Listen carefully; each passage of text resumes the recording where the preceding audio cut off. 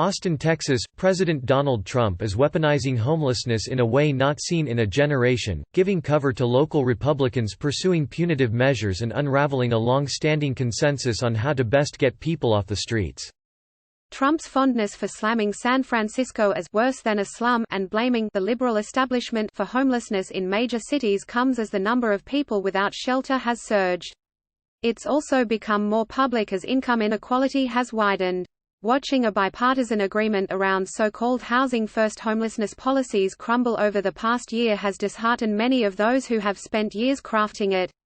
Advocates for the approach argue access to shelter be prioritized before or alongside connecting people with other social services like addiction treatment rather than forcing them to get help before securing a place to live.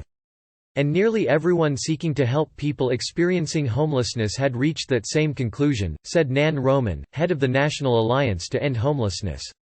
So she was taken aback at a congressional hearing last year when Republicans questioned the well-established philosophy.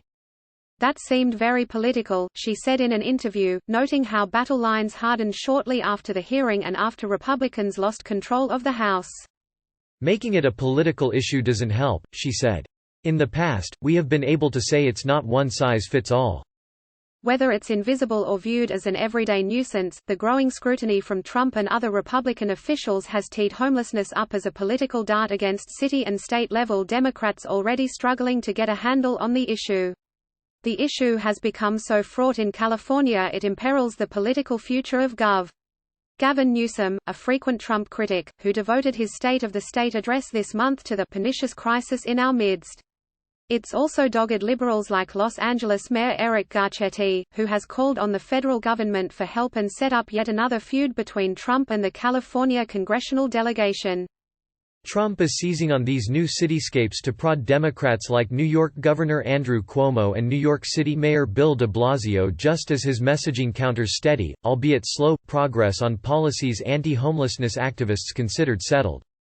Homelessness is a salient political foil for the president to talk to other states and say, "Look at California. See how crazy they are?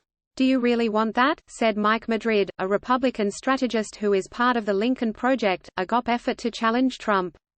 After a decade-long decline, the nation's homelessness rate has ticked up over the past few years.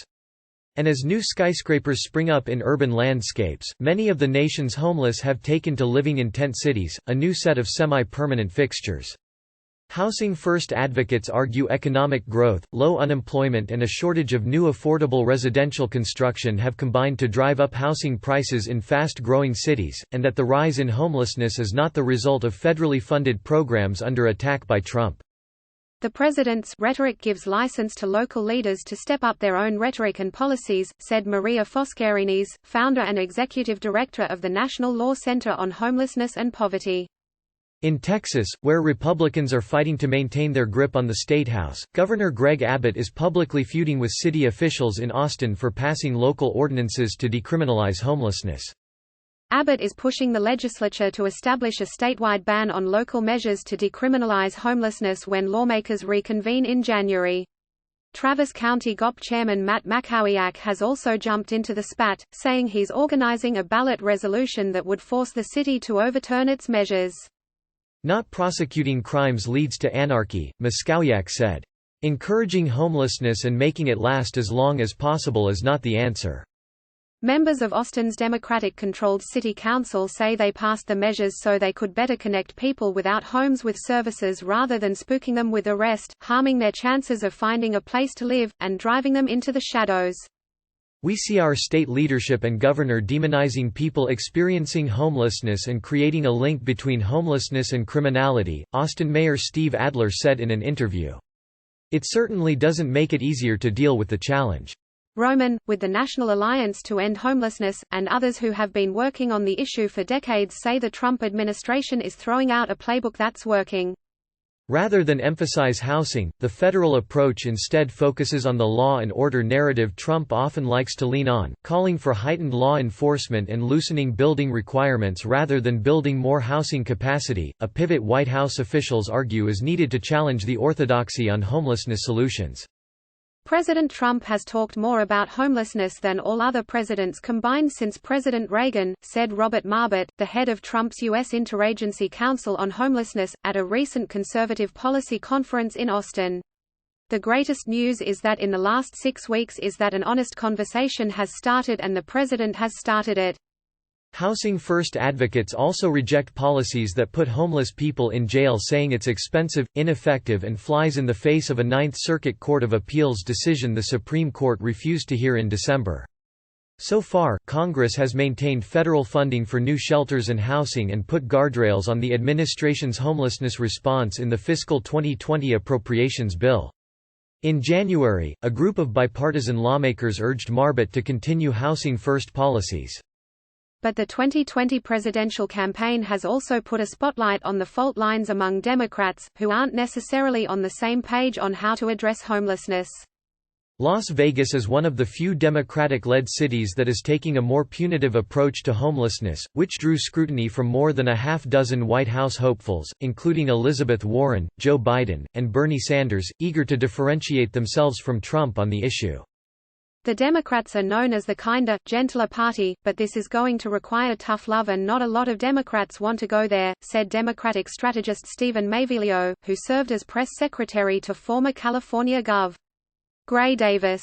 The Las Vegas measure, which went into effect February 1, makes it illegal to sleep on public streets if shelter beds are available, a move the candidates said criminalizes homelessness.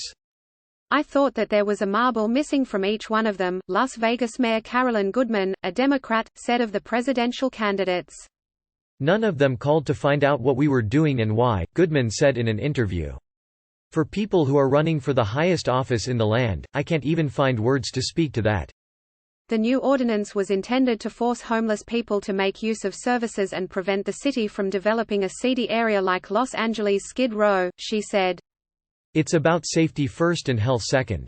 Goodman said. We are a city of compassion. So far no one has been arrested or fined under the new ordinance, Goodman spokesperson David Riggleman said. And despite Trump's searing takes about homelessness and liberal policies, some Republicans are struggling with the issue too. A package of bills that would direct $3.7 million towards reducing homelessness in Wisconsin passed the Republican-controlled state assembly last year. But most of the measures, backed by Republican Assembly Majority Leader Jim Steinecker, have stalled amid opposition from a handful of conservative senators who have balked at the price tag.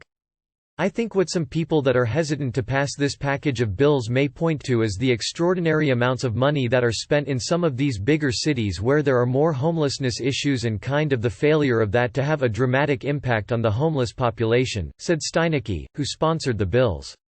He said that the bills would save the state money by helping homeless people get back on their feet. It's a humanity issue, Steinecke said. Victoria Kaliva contributed to this report.